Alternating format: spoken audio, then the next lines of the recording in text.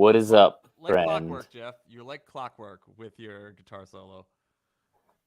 Dude, this is the exact wrong time to bring this up, but after hearing the Meet the Sockers theme song, I now realize that your mic is actually very quiet and you should turn it up a little bit. Maybe like mute yourself and do that, and I will antic a bit. Um, Wait, my Sorry mic about is that. quiet? Yeah, I didn't realize how quiet it was, and then the Meet the Sockers theme song was like bing into my skull. I was like, oh wow, How about now? better, This is nice. what we do. The first few minutes is tech. I would say, yeah, the first 100 episodes of this podcast were what we call a tech run, where we just go, we learn how to use basic things like microphones and cameras. We're not there yet. We're not, but Right. I mean, I'm busy. I don't have time to learn all this stuff. man, I'm stupid. Do I still sound too quiet though? One more I'd say one more notch. Treat one yourself. more notch. How about now? Right about There now, you my funk go. soul That's a good brother. notch. That's a good notch right there. A notch above. Well, Jeff, I feel like there's a tangent to notches where unfortunately the evil Manchester City finished one notch above your club. They Do we did. want to talk? Do we want to give a minute to you to talk about Manchester City before we get into the Arsenal and the United that we normally cover? Sure. I want to give a little bit of I want a little bit of writing credit for if you're not one of the ones of people that watches the video version of this podcast. Uh, the headline that Schuyler filled in here is City win the league with 115 assists, which I can only assume is a reference to the 115 charges that were brought against them and successfully delayed for another year. Yeah, obviously, as an Arsenal fan, I both consider the very outlandishly good scenarios and outlandishly unlucky scenarios in all things. And in this, I think what it comes down to is, I mean, there's always that chance that we just fucked up the 2 year window that we had. You know what I mean? Like, what if next year gets worse for us? What if, we had like an almost perfect injury, well, lack of injuries, I guess you could say this season. There Injury were a lot of record? things. There were a lot of things where the ball just sort of bounced our way this year, and it still wasn't quite enough. Even though I think there's a reasonable argument to be made that this is the best Arsenal team that's ever put on the shirt.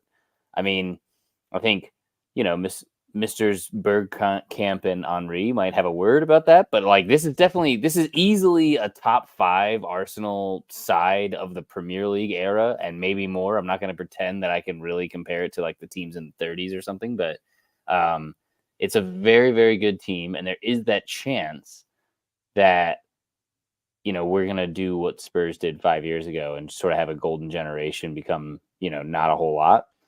But at the same time, it was a weird feeling. Like I didn't on the final day, I really didn't feel like we had lost the league. It felt like we won a game against Everton. Some other things, we basically had a parlay bet going to win the league of like if we win our game and someone else loses by this much and this thing and that.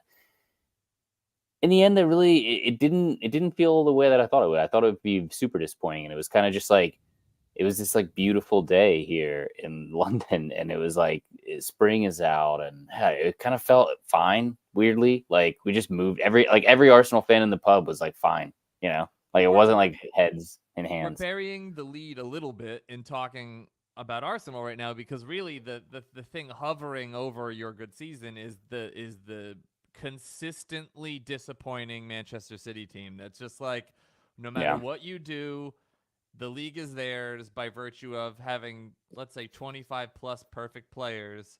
Like even when they start the season with a few drop points here and there, everyone just has this assumption that the second half of the season they're going to drop hardly anything, and I mean this that is that's what happened.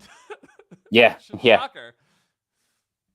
I mean, if you look at like that's the other thing I think is it really doesn't feel like a bottle job from Arsenal.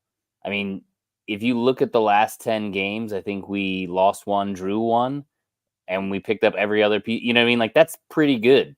That's that's the typical pace that you would win the league with. And even those last 10 games, to get to the point where we were actually in contention for the league, we had to be more or less perfect before that. So essentially, since December, we have been almost like cyborg team, and it still just wasn't. It was 2 points, not good enough. So Almost Cyborg loses to Cyborg.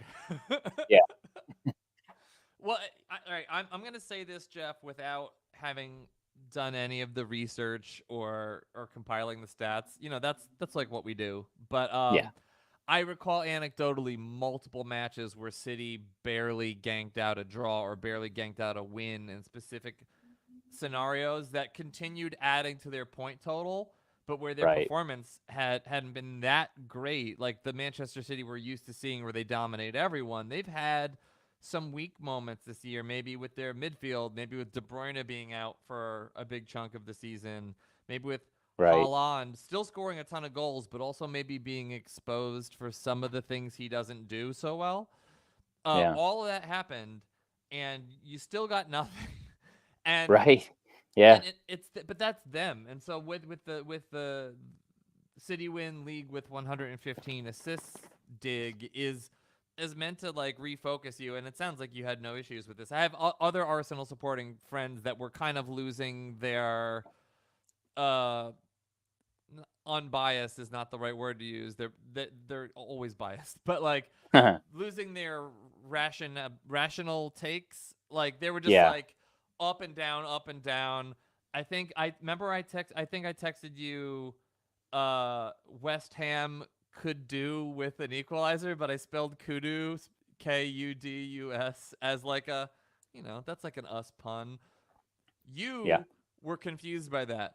Our friend James was so confused by that he announced to the entire pub that they were a few seconds behind and that Kudu had leveled it for Oh, West dude, Ham. I And then was I City. was this close to doing it to this in the same. And like imagine like the record scratch of like American accent screams out in the middle of like a packed British pub on the last day of the season, all Arsenal fans in the house, and then being like, "Oh, never mind. It's just it was my friend who texted me and the text was wrong actually." But the text was right. You read it wrong.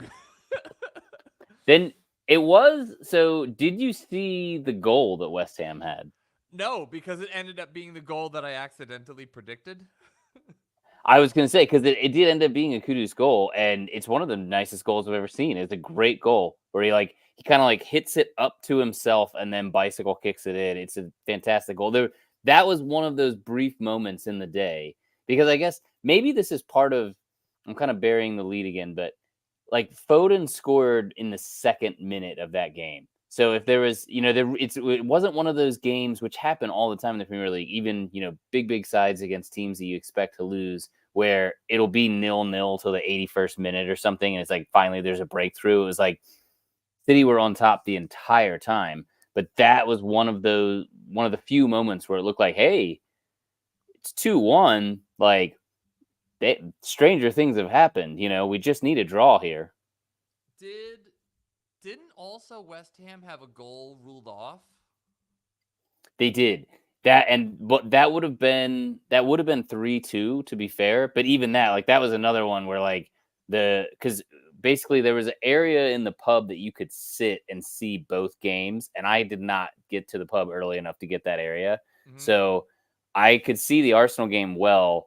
But the City game, it was actually kind of cool the way it happened because there'd be this wave that would go through the bar of like they scored, they equal, oh, or like and so it was kind of neat that was a moment where like 50, 60-year-old men were literally running around in the pub and stuff. It was just like a nice moment. It's the But focus yeah, of all that energy and emotion. But the truth is, City didn't win the league because they beat West Ham. right. Like it's The all other of those 37 times. games Yeah. had something to do with it.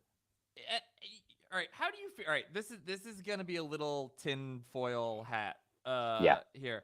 How much do you think? Well, even though the league is on one hand theoretically prosecuting City for all of the bullshit that they've pulled with their financials over the years, how much do you think the league is also at the same time invested in City being their premier product at the moment, doing well? Like, or Pep as a sort of a lightning rod getting calls that maybe like Sean Dyche isn't getting. Like what Right. like there have been so many individual moments where they're getting just like they're getting anything that's even less than a 50-50 penalty kick opportunity for that. Like nothing's really going against them in a way that almost has me thinking low-level conspiracy here. Like how do you It's feel actually a about really that? interesting thought. I mean, because I think everything, there's sort of like there's a word for this in economics, like the superstar problem or whatever it is. But there's like this very exponential distribution of everything in soccer, and if you're on the very, very tail elite end of that distribution, the difference between being Iniesta and being Messi from a financial perspective is giant. Even if on the field, on their day, they might be actually kind of similar play. Like Iniesta is a very good player. Like there are probably games where he was better than Messi, but that's not how branding superstars works. And I think it's slowed down a little bit this season, but Halan was very much on that train of being the next superstar. And like you could even see with the way they've negotiated certain deals where it's like he is if you're talking to an 8-year-old who owns 2 soccer jerseys but can name 3 soccer players, one of them is Haaland. And it's like that is an invaluable thing. So on some level, there must be a sort of cold war within the Premier League of, on the one hand, they have to protect their own power as a league and their own sort of institution, but on the other hand, I mean, That's what the yeah, I kids guess want City now. is a literal gold mine for them. But then when it comes down to actual results and officiance of those matches maybe Yeah, being called into question or disrepute, like obviously this is a bullshit podcast. We have no actual science to back this up, but I'm just like the Jordan Bulls, were they getting like were they not getting called on charging or traveling or like were there certain things where it's like, well, that's Michael Jordan. I'm not gonna go yeah, start some shit with exactly. Michael Jordan. In the same way, like as Pep Guardiola at this point, just like gets whatever he wants. That's my question because 2 points. That's you have, was it 2 extra draws or so, or they had 2 more draws than you had losses. It was like that's the difference in Right. your record. I'm wondering if City has gotten 2 points worth of benefit this season Mm, from being who they are. That's my only just asking questions, yeah. just putting questions out there.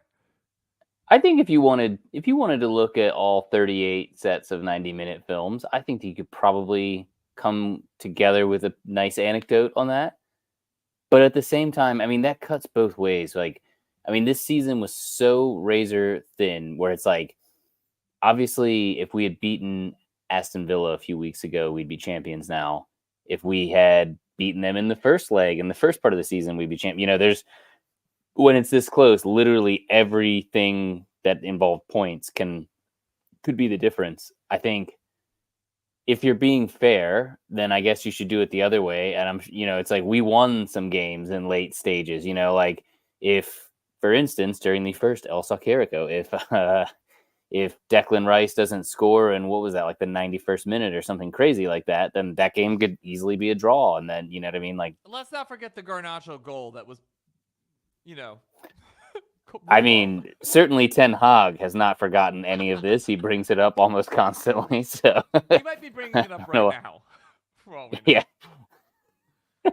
But all right, I feel like he's gonna have like his retirement press conference surrounded by like various World Cup trophies and Champions League things, and his first and only comment will be about that game and how very we nice of you stole that it from them. you think he'll have those sorts of trophies at the end of his career.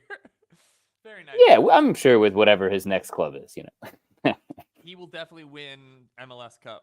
But I guess all right. So City is one thing, but Arsenal is another. And I gotta say, of all the bad guys, Jeff, I really was rooting for your bad guy to get away with it. Yeah. And I know that it's a weird thing because I don't think I've ever felt that way about Liverpool, and I definitely have never felt that way about City. But it's like there was something at least like self-made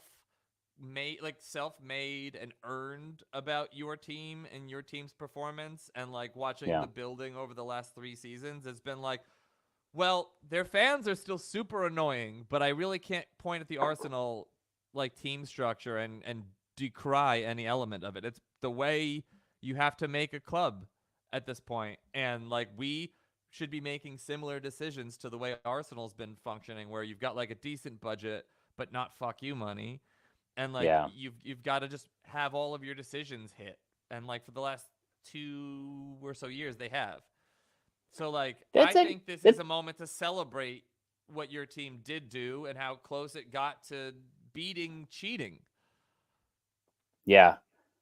I think yeah. I mean, obviously we're not walking away with silverware beyond the community shield that we won what seems like an age ago. But I do like, to me, you're not someone who really understands football if you experience this season and we're like, "Yep, fail." You know what I mean? Because there's more to it than that. This is a great team. I'm glad I got to see them. And I'm glad that they were there. That's not promised. And last Um, season, your title race was defined by like 4/5 of the race going well, and the last fifth is tripping over your own shoelaces. This time, you ran the race, and it was just a hair. And I yeah, think that there's so much of a moral victory to take away from that, even though I know it doesn't change anything regarding like true. title droughts or any of that banter. But like, I think the point of this intro is a little bit like, yeah, City, you won the treble last year, 4 leagues in a row. Go fuck yourself. I have no respect for what they've done. None. I don't care Yeah, about how good of a manager Guardiola is when he has the best players in the world at his disposal. Like I don't care about the team that they were able to assemble when they get to ignore the rules for spending. Like a little bit, it's like, oh, great job, you played FIFA. Congrats. yeah, yeah. You played Football Manager with a code, like, but yeah, no, yeah, it's tough to put that in context, but But that's all that they want is respect. Like all you hear about is them whining about how nobody really loves their achievements the way that they do internally, and tough tough shit. yeah, Don't cheat then. yeah. I mean, I guess that's the interesting thing about it, though, because I mean, what I will never understand is how, if City had to cook the books to do what they did financially, Chelsea seemed to spend on par with them every season. And actually, the last few seasons where City have been sort of gifted, like a Haaland wanting to come to them for nothing when he was probably worth 150 to 200 million, and all these sort of sweetheart deals they've got. Like, even if you're cheating, I think that it's very hard to do what they did. So on some level, like, I do still really rate the players. I really rate Guardiola as a manager. I saw an interesting graphic today that it was showing the title races that he has won both in La Liga and in the Premier League, where the team that comes in second are on 92 or 97, or 95. Like, just an insane amount of points to have in the league without winning it, and he's gotten by with that many times. I do think that he is probably a genius, and as much as you look at the recipe from above and say, oh well, they have so much money, of course they're winning like that. But there are other clubs that spend a lot of money and don't win, and Oh, for sure. They have all of the right scouting and director. Like they've bought all of the right tools. But here, all right. So here's my question. Let's just say we all agree City cheated financially, correct? yeah, We know the motivations of the people behind City, and to another extent, Newcastle, PSG, Chelsea. Like we well, which we know should, let's just say those aloud. I mean, it's sports washing, right? sports washing, but like winning at any cost is clearly the prerogative, because instead of being like, all right, when we started the Manchester City project, let's just do a slow, gradual, like making the right decisions, progressive build. They're like, no, no, no, no. We would like to be winning as soon as possible. I'll kill anyone's grandmother that's in the way of that. So if we and they have proven that by like obstructing anybody to be able to find out what their books look like, which you see what happens when you're honest when you make a mistake. Everton, Nottingham Forest, like how Yeah. dare you get caught but be honest about it? But if you cheat full court press, you can get away with it. Why are we thinking that their willingness to cheat ends with the finances? Very true. Yeah, if you So told me that they had their own version of like a deflate gate or something else, it would not surprise me at all. or or I hear like at least in podcasts and on YouTube and all of that, like people getting really mad when you come right up to the point of questioning the officials and that they're like unimpeachable, which is nuts. Do you know how easy it would be to Yeah. get like fucking, I was gonna say Mark Clattenburg, but he's retired, but like literally any of them through an additional middle part, like a middle, like a second party. Like, do you know how easy it would be to either make money appear for them or make them feel unsafe or like be able to imply that like I don't know, maybe this match goes 51-49 to City. Like I'm not Right. saying that that's happened and I have no proof of that happening. But if they've cheated 115 so far times financially, why would their morals suddenly prevent them from cheating in other ways? It's a fair question, and when you it's really not tinfoil hat to look around at how many other leagues in the world have had this happen. You know, there was that giant scandal with Barcelona recently that just disappeared, where it was like, oh yeah, I guess they were literally paying the refs millions under the table, but I guess we can just stop talking about that. But they were I just mean, asking them, what do refs dream about? They weren't asking them to influence the outcome or find ways that they can cut corners. it's actually like it's like such a common loophole being like, no, that's a consultant, baby. He's doing consulting work. We give him a consulting fee. Like, Listen, sex work is illegal in America, but if you put a camera in front of it, it's suddenly very legal. yeah. Or if you Which just call it legal fees, and work for a president of ours. I just want to be clear, I'm not trying to stigmatize sex work. I'm pointing out bullshit. Putting up bullshit in law. All right. Well, I'm I guess as proud of your club as I can be without it feeling gross Yeah, or crossing the contractually. line. Yeah. Yeah. I am proud TM trademark of you guys for giving it your best, and I'm kind of interested to see if you can sustain that same kind of energy having left it all on the pitch this year. Like, could there be a little bit of room for like this is impossible kind of like bounce back of dropping down to third or fourth? I'm not predicting that for you. I'm wondering if that's something you're thinking about. I think it's totally possible. I mean, I think like the big thing that really I think determined our season this year was we were not as injured as we were before. Because I think that's what happened the year before, where for 80% of the season we were just dominating, but that last 20% the wheels fell off, and that didn't happen this year. So I think there's probably going to be a regression to the mean there. But then I also think we have a lot of young players that are going to come back better. We're probably going to buy a marquee signing and a few guys you haven't heard of. And if they keep hitting on all of those, who knows how good this team could be next year. Does I would love to anyone see us with like a elite striker. I mean, we've said it for years and years and years, but does anyone have the ability globally to come and steal one of your players that you don't want to let go? Like we've lost, I don't know how many players to Madrid over the years, just because they're like, come on, you want yeah, Ronaldo, like even fucking Beckham, like we Ruud van Nistelrooy. There are lots of teams that are worse off than Arsenal financially from a heritage perspective, but like could could a Bayern, could a PSG, could a Barca or a Real come and give you additional holes to fill? Because the way that you just put it is like, oh, you're going to keep all your best players. A few of the lesser ones are going to go away, and you're going to fill those lesser holes with like other great players. And I think Yeah, that that's idealistic. sure. Eventually, a Gabriel Martinelli is going to be like, wait, so how much are you saying I'm going to play this year? And they're like, well, not that much, but we're so excited to have you be our second choice left winger. Right. Yeah, I do think that there still are clubs that are bigger than us, like realistically.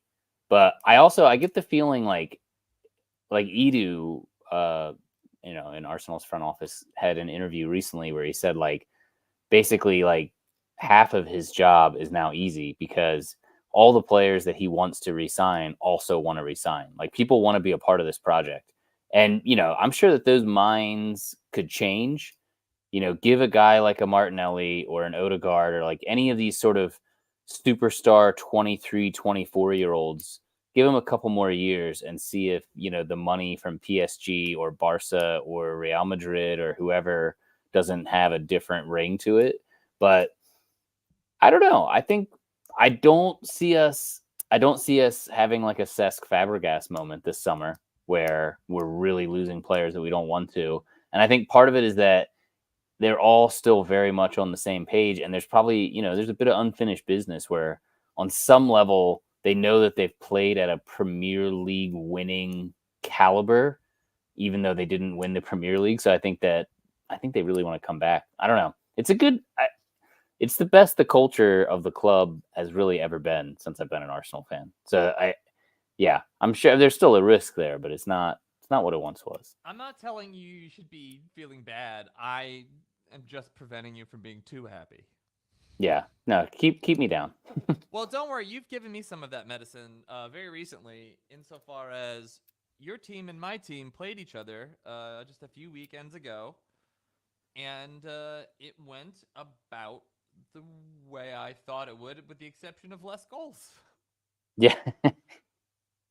I yeah, considering considering you guys were playing us with your under 23 team, I thought it was a pretty close game, because it really there's not much left in your team right now. It's crazy. Like you have no center backs that, are really like anyone you'd want to Oh no, play. just no recognized center backs, no Uh, recognized left back.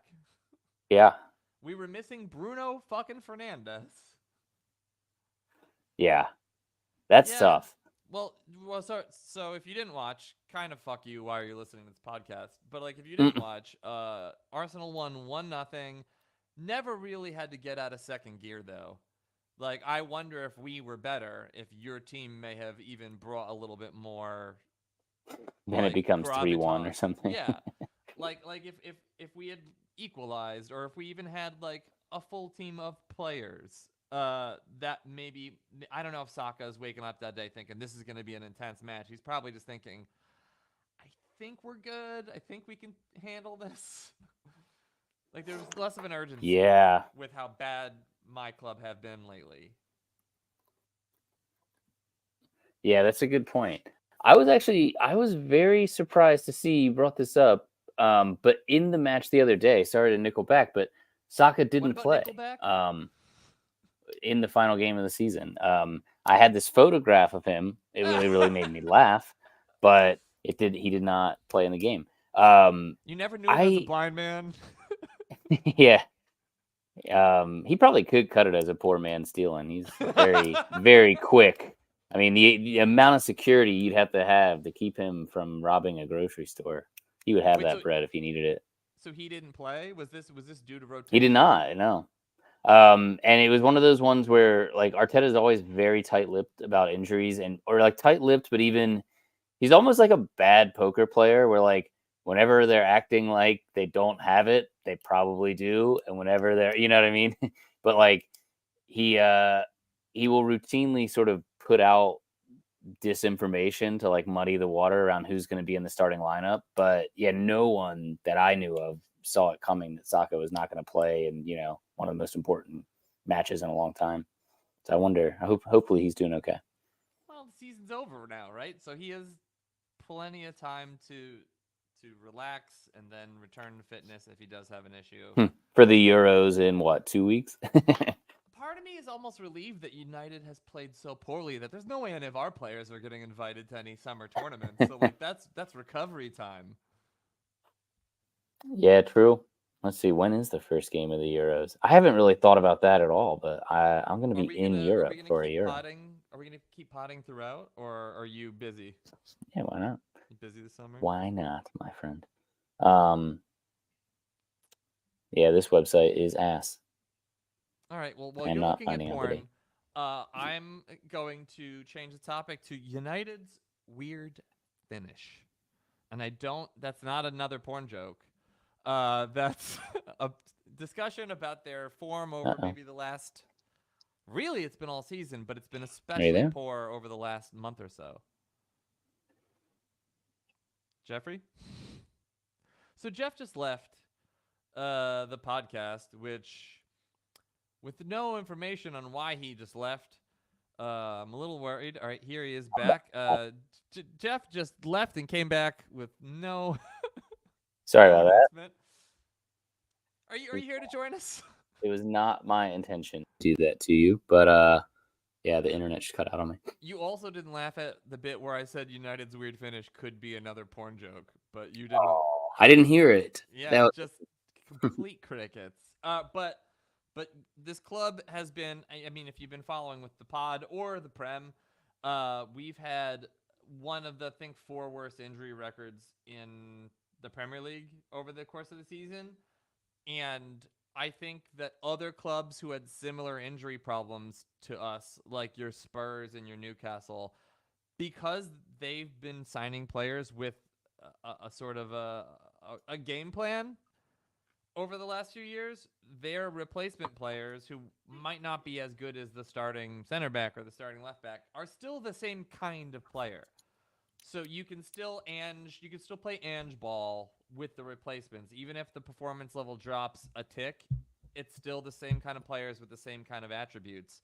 Whereas United loses their entire defense, yeah. with the exception of having Diogo Dalot for most of the season. Like, everyone else has been out. Martinez has been out all season. I think he's played 3 times.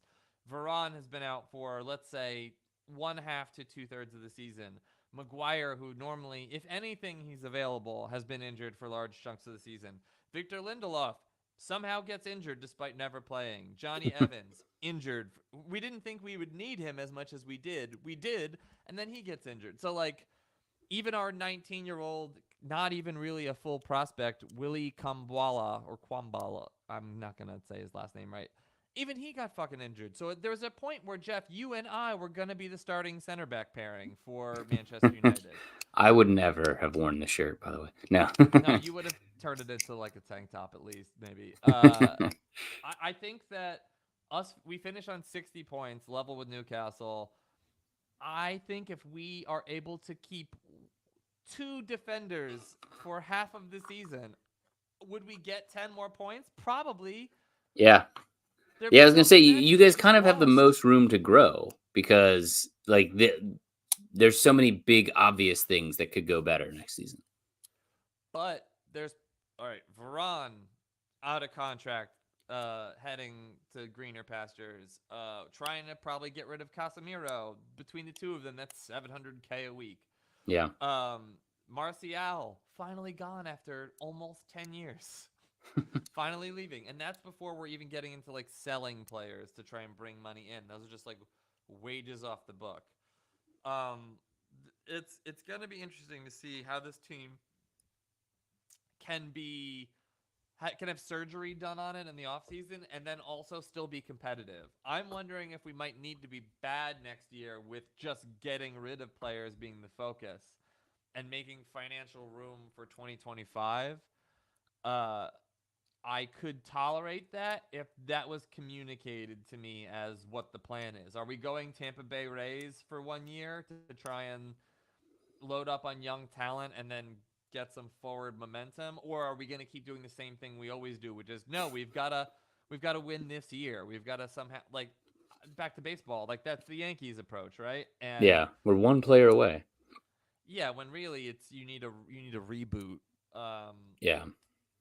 but our weird finish has had some sort of weird silver lining where, yes, we before we lost 1-0 to Arsenal, we lost 4-0 to Palace, Yeah. where Olise is doing his best summer transfer audition for us, shaking his booty by destroying us. But then the Arsenal match was several days later, and I was thinking, oh, we're definitely going to get 5-6 nilled. And the fact it was only 1-0, a 1-0 loss with like half of a team was like kind of a bit of a, all right, Yeah. well, better than nothing, I guess. But then, very next match, 3 days later, was against Newcastle, and I was thinking, oh, Isak and Guimaraes are gonna like toast us now, because we are competing for the same like 18th place European spot, and we beat them 3-2 somehow. And not only, it sounds closer than it felt like it was. Yeah. Like we played really well, and we played a new sort of system, or I guess a reversion to years ago when Bruno was more of the like run and gun central attacking midfielder, false nine, and he was more in positions where he could hurt them versus trying to play central midfield and setting back. So we beat them Mm. 3-2. Then just yesterday on the last day of the season, we're playing against Brighton, who had beaten us 4 straight matches. God, that's tough. And a lot of Brighton's a it has tough been team, though. Danny Welbeck constantly Yeah. haunting us. But this match, again, we're playing with missing a lot of players. Some of our players are coming back for the FA Cup final, and they got 30-minute cameo, 20-minute cameo. But we 2-0'd Brighton, and it felt pretty easy, especially second half when we started scoring. It was like, oh, this game's over. And it was no longer sort of the antsy will they, won't they of all the other matches that we've watched for the past few months. So I'm wondering if, like, United having their best 11 available, that team is a B-plus team. Like, Yeah. that team is top 4, maybe top 5, but like in the conversation, and certainly not a fucking joke like Right. we've been. So I'm hopeful, man, but not too hopeful. I think it's 2 years worth of fixing that needs to happen. I mean, ultimately, it's interesting because I think at the end of last season there was kind of this like false light at the end of the tunnel for United, but it feels. I mean, maybe I guess only time will tell whether this is a false light or a real light, but it does feel like there's light at the end of the tunnel now, where the actual ownership situation has changed, which is probably the biggest albatross you could get off your back. So now you have this Radcliffe group in instead of just the Glazers, and I don't know. There are a few really exciting young players that you have, like your Hoibergs and Garnachos. I don't Hoyland. know.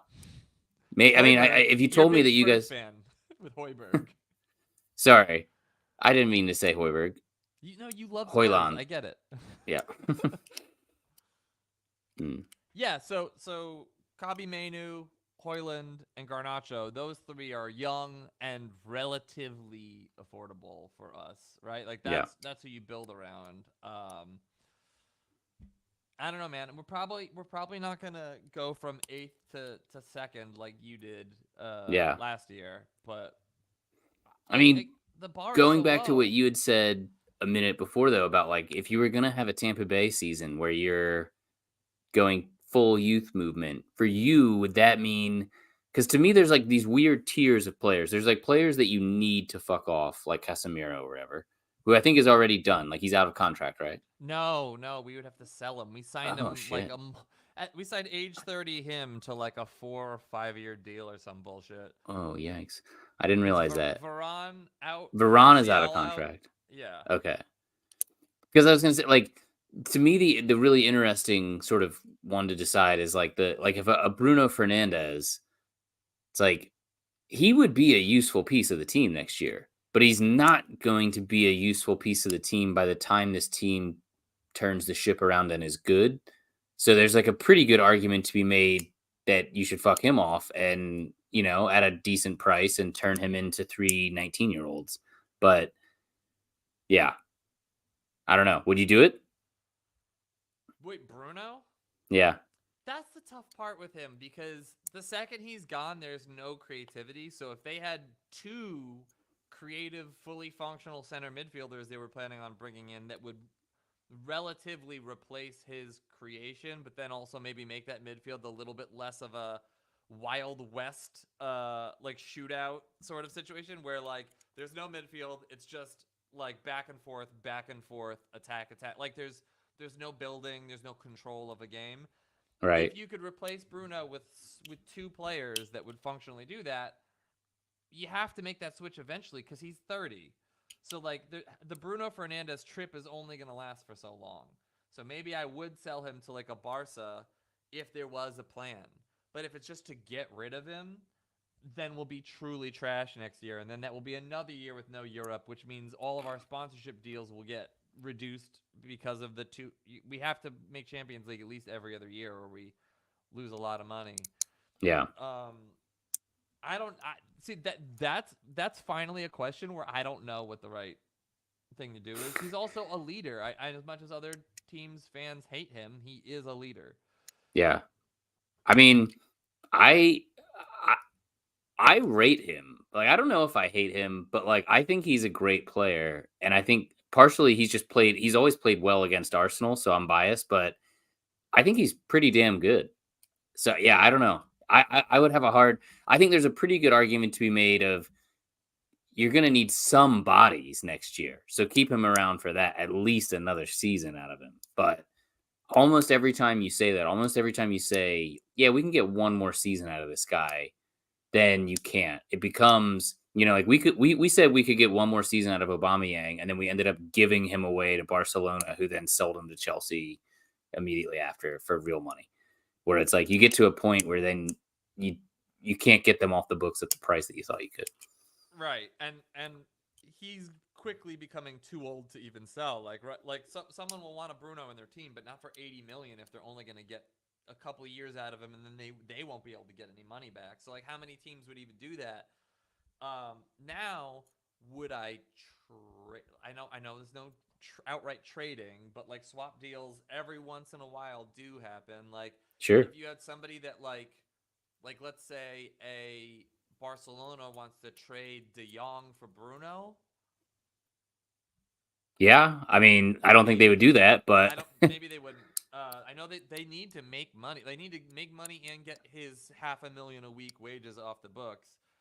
But like, I am also wondering if a Dan Ashworth, who's gonna set the philosophy for how United will play from now on, so that way, no matter who the manager is, we're not going back and forth between different styles of play and therefore needing different casts of players. What if Bruno is like a great player that just doesn't fit into whatever this new like archetypal United play style is going to be? That's another reason maybe you'd cash in on him now, even if it means an off year. yeah.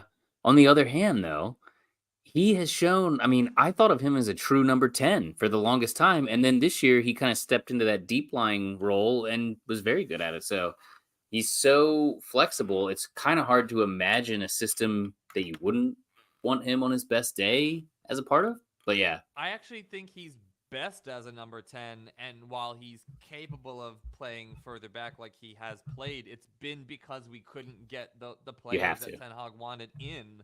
So it's like, who Yeah, can pass? Eriksson played there for a bit, but then was this year he just has yeah. even been a shadow of last year's Eriksson, who was already a shadow of Eriksson. Erickson, right? I don't know, Dead man man. walking. I feel like I feel like the weird sort of pendulum swing where we've talked about Manchester United too much. But we do have a match coming up. It's gonna be an early one for me next weekend. But FA Cup final, repeat of last year's FA Cup final. Oh, Will you be that's watching? right. You're right. It is. I love the pomp and circumstance of the FA Cup. And I love that, it's a single leg game at a neutral site, so who knows what the fuck's gonna happen. There's a chance, right? But yeah, I don't know. It's gonna be tough. I'll definitely be rooting for you guys against the Cyborgs. I don't want to blow up our spot, Jeff. We have 4 people watching live right now, which I think is Dude, a I've 400%, noticed. 400% increase on our record. Yeah, I believe so. Hello to the 4 of you. Yeah, to the 4 people presently meeting the Soccer's live, we thank you for your patronage. Yeah, yeah. You can get in touch, guys. Leave your comments. No, We'll respond as awkwardly as we are now. or worse. Yeah. Knowing that Jeff, that last year City beat us 2-0. It was, I think, Gundawan. I don't ever know if it's Gundawan or Gundagon. I think Gundawan. Yeah, I think you're Uh, right. he scored, I think, almost immediately as the match began, kind of like how Foden just scored against West Ham immediately. But like, I'm wondering if this City team, is there any chance that we could punch them in the mouth, or is this just sort of like, don't be embarrassed, like don't lose 5-0. Like, are we definitely gonna lose? It's a weird one because it's like I just don't even know if does it like this would be a huge accomplishment for this United team, whereas it feels like it just doesn't even matter to City, you know? Like I think for them, they're probably like if you're any of those players that are going to go play in the Euros this summer, you're probably thinking about that, you Well, know? because they're not in the Like Champions League they're final. not in the Champions League anymore. Thank They've God. already won the Premier League, unfortunately. They've already won the Carabao Cup. Did they win the Carabao Cup? They won the Carabao Cup. I thought Liverpool won that one, didn't they? Oh, you might be right. Yeah, I think you're right. Yeah, Liverpool won that because that was their whole like, this is the beginning of our quad, and guess what? It Oh, was right. not. The I quad of one. I sadly can't believe that we will win, but if we do, I'll be screaming my throat hoarse. There's always that chance. I mean, you look at the run that you guys had to get here. So the last game you had, what was it, Coventry City or something like that? And then, but the previous game you had to beat Liverpool, I think. And that somehow happened miraculously. That was one of the craziest games of the season. Yeah, but Liverpool, or so as decently as Liverpool has done this year, I think it once again masks the fact that their team isn't like, they haven't played that great. Like, Darwin Nunez didn't score that many more goals than Hoyland. Right. Like, I think he With a scored lot like more in the shots. league. Yeah, in the league, I think he scored like a couple more, one or two more, and Hoyland just scored on the last during the last match. So like, maybe that's not even true anymore. I don't know. What's Salah's deal this summer? What's it like? Is he done? Well, done like retiring. I mean, not done, but is he done at Liverpool? Like, or is he at a point where I it would think make he's. sense for them to be rid of him? I think he has verbally said he's committed to playing next season, even without Klopp. But like, kind of depends how things go, right? Like if Arn slots right in and things and they don't miss a beat, I'm sure he'd stay a little bit longer. There is a certain point though where that like Saudi off ramp would appeal to Liverpool's war chest. They're very much like a pragmatic, financially driven club. It would So also, like, I mean, because for him, that's like that would be like me moving to Canada. You know what I mean? Like he's an Egyptian guy. Like it's not that far away. Like I think on some level that must be an appealing thing to be like, oh, I could go make $500 million to play like an hour flight away from where I live. Like that'd be pretty neat, and I don't have to live in Liverpool anymore. you as you were saying that, I'm like, Jeff, you would totally fucking do that exact move. I would definitely. If you offer me a half bill, I would play. I'd probably play in the Saudi league. Fuck it. All right, Saudi League, if you are one of our 4 streamers, Jeff is open to Yeah. offers. Please drop it in the comment, and that'll be a legal contract where you will owe me hundreds of million.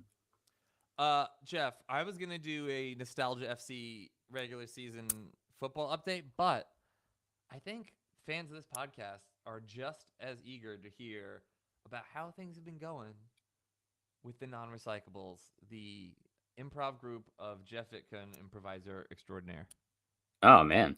We had a gig last night after the game. So it was like a weird day where there was like this Primrose Hill dog show thing that is like around the corner from us, and I went there with the kids, and we were with like some friends, like some neighbors, and it was just one of those days where it was like everyone is like buying you a drink, and you're like, oh no, actually, like I got like a gig later, and I got this, and I'm like, because I knew like I'm gonna have a couple beers during the Arsenal game, and it's like 11 o'clock now. It's like I can't drink for 8 hours before this gig. Like that's just not a thing. So it was like I had to like really resist the tide of just like a nice like late spring day in London where like everyone wanted to have a pint. Uh, but we did so, and then we got to perform in the King's Head Theater, which I was not really aware of enough before I went there. But it is like it's like a legendary venue, and like a lot of like famous British comedians have like gone through there. So it was one of those like cool experience of like, because I mean sometimes we're performing in some place where it's like, you know, A like Chuck E. Cheese janitor's closet with 12 yeah, chairs. like sometimes it's like we're just in like the back room of like a low rent pub. Whereas like this one is like a very like purpose-built, like it's a theater. Like it really is a How theater, many even seats? though it is attached to a pub. How many people were there? Would you guess? And then so we played in the small room that they call Four Below, because it's like way down in this like crazy space basement. Um, so it was a sellout show, but I think it was only like 40 people, maybe something like that. But What yeah, it was fun. is that the most people you've done improv in front of, or what's your like one time The we? the most well with the non-recyclables, probably the biggest crowd we've ever done was like when we did Camden Fringe, and that was only like a little bit more than that, like 50 people. But then I've done like one of the first improv shows I ever did. I was like making a return to Manila where I had like studied improv, but I hadn't performed it much. And because I was coming home, I think they like gave us like a really sweet spot. So we were like on the main stage Saturday night, and it was like me and my group where it was literally like our third show ever. And we were in, I would say like a theater that's probably like as big as a West End theater, and it sat 450 and they'd sold it out. I mean, granted, a lot of that sellout was like other improv groups, but like there was not an empty seat and we sucked.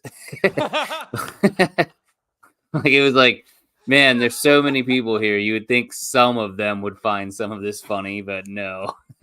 Did somebody just like stab you like you were singing Frank Sinatra badly or something? Yeah. No, it was a little like that. It was definitely that was a tough one where it was like if anything it was the opposite where like if anything people actually were like really supportive and they like wanted us to do good. We just like didn't have a good show. Does that make it Uh feel worse when you can feel them like begging you to say anything even half funny and you're like that's all that you need to do? I know. Yeah, no, and we couldn't yeah, it's like the difference between missing a penalty and missing a random shot. Like we missed the penalty. It's Um the difference between missing a penalty and missing your garage when you're driving your car into your driveway. but yeah. No, it was great though. Yeah, and we ended up having like a really nice I think that was like part of what like I guess like there was a little part of me going into this week where I was like, am I even looking forward to this? Because I'm pretty sure City are just going to win the league. And then what's really happening is this is the last Premier League game for months. So like I don't have another like dessert to look forward to for a while. Um, and but actually like it felt like maybe I don't know, like something about football is very nice to get through like the cold months, like when it's cold and dark, and it's like you have this like one bright spot that's like always there to look forward to, and now it kind of felt like the rest of the day was so nice that even like I had this like blip where I went off by myself and like left all my friends behind to go watch the game in the pub, and then I met up with some friends there, and then I had like an improv show, and it was like, and the gig went really well. Like it was a great crowd, and like we crushed, and it was just like it was such a nice day that it was kind of like I don't know. I was in like I was in a good enough mood where I was like, well, it's kind of nice that like how many days do you really get where it's even in play on the last game of the season? Most of the time, it's not. Right. So it was nice to You have the you experience. seemed like shockingly well adjusted today. Which like as I hear myself, I'm like, okay, clearly I'm still in the denial stage because like this does not sound like someone who's really dealt with this, but. You sound like a Watford fan. You're like, yeah, it was just a day. There was a match. Who cares? Yeah, maybe I am going full Brit where it's like it is at once an amusement for me and nothing. You were Like just it's happy it was over what 15 degrees Celsius. yeah. Dude, 70 degrees here. Like you see people in the park and you're like, is she naked? And you're like, oh no, I guess technically those are clothes. But I guess we're almost at an hour. I'll quickly bring us home with Nostalgia FC. You know, our seasons are do it. basically like 2.5 months long, typically. So we'll have a few seasons per year. But this season they expanded it from I think 6 matches to 8 matches. Hmm. So it's a little bit more meaty. And we finished 7-1. I think our goal difference is like plus 50 or something. Wow. Holy cow! In 8 games or whatever. Yeah, we had one game that we won, I think 17-0 that could have been 40-0. We had Yikes! those people shouldn't play organized sport ever again. We had another one we won 10-0, but that was against like kind of a real team that was maybe just missing a few players. Then Okay. we won yesterday's. They said 6-0. I had counted 7-0. Hmm. Uh, so like maybe let's call it closer to like a plus 40 goal difference. But like Wow. in 8 games, that's pretty That's pretty good. amazing. So we're the first seed in the playoffs. I've never been on a Sunday team that wins the regular season league just because there's so many times where like the one loss we had was when none of our first three choices for goalkeeper could come. Right. So like Yeah, like you get the version of the injury bug that's just like, oh yeah, like Ronnie was hungover, and then like Sarah and Christian, they're in the Dominican this week. It's their honeymoon, and shockingly accurate. Like I cannot tell you how because we have a two female players must be on the field at all time rule for like an 8v8 match. yeah. Uh and we have some really really good female players, but when a couple of them are missing, all of a sudden like you have to play down a person if you don't have enough. Mm, um I just the amount of just like weddings people travel for, I'm becoming more bitter where like if my friends get engaged, I'm just like, no, I'm not going. Gonna miss soccer. that's not why I thought that you were getting more bitter. That's hilarious. I Oh, I'm assumed you also meant not because getting you weren't married. getting invited to enough weddings, but Oh, no, I'm just having to reject lots of invites. Again, about like a wedding and a half a day invitation. But so we finished 7-1. I think for anyone who cares about me, my form has been like all time high this season. Where like yeah. I think I've scored somewhere in the range of like 6 goals over the course of the season, with like a bunch more assists, playing some pretty spectacular defense. With the exception of yesterday, I was ass. Oh I was no. such ass. Like I don't think I did anything correctly. I was kind of having a bit of sleep debt, which I believe to be a real thing. Is it not a real thing? Or is I've there been anyone that says it's not? I've been told lately it's not a real thing, but that person could just be full of shit. I mean, I guess it's like an abstract concept, so it's not a real thing in that sense. But like, are you telling me that I'm not going to be tired in 2 days if I don't sleep tonight? What the fuck are you talking about? I, if you have a night of rough or no sleep, I think you need to sleep. I think you need to go to bed early the next night to get back to net positive, to get back to zero even. I think there's a little bit of that, but I also think it's a good metaphor in that like in real debt, it's hard to get out of because you have to keep like paying for all your normal stuff every month. So it's like you have to get like 8 hours of sleep just normally. So it's like to get a little bit more to get out of the debt. Like who's getting 9 hours of sleep or 10 hours of sleep? That's like impossible. And in that same argument, how does hair of the dog work? Aren't you just putting your hangover on a new credit card each time? I think that's exactly how it works. But to be fair, it's like sometimes that's like a government bailout where you just need some liquidity in the market. You know what I'm saying? But Right. then, but Or yeah, you just need to die. yeah, no, that's I've sat and wished that during a hangover I before. wish Schuyler would die. I'm so hungover. Fuck him. All right, so playoffs I think is either next weekend, it might be even the weekend after. We might have an off week before playoffs, but I'll keep you Wow. posted. Pray that we're able to use our white privilege as the top seed to win. That's all we want. We just want to bring home some sort of $10 trophy of sorts. That would be amazing. What do you get? Do you have plans for what you would do with the trophy? Is there like a certain pub you would leave it in or something? No, we wouldn't leave it anywhere because our namesake pub closed down last year. But we go to a place called Santa Monica Brew Works a lot just because it's a big space and they make their own beer. I think we would Yeah, bring it and drink out of it, even though the lead paint would probably be it'll take some. unhealthy. That'll definitely hurt the injury record for the next season, but Why? Because we've got 47 Aaron Brockoviches on our team now. yes, 100. We're gonna have to forfeit this match. We're suing DuPont Chemical. Dude, yeah. Those like plastic trophies, by the time you're done drinking a few like double IPAs out of it. It will literally be like it'll go from being like a shiny finish to a matte.